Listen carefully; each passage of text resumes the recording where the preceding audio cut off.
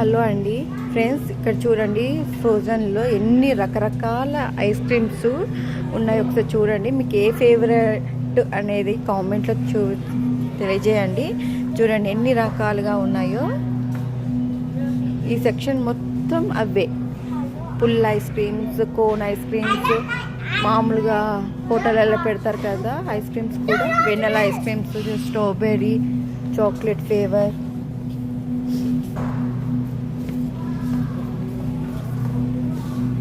మేము లాస్ట్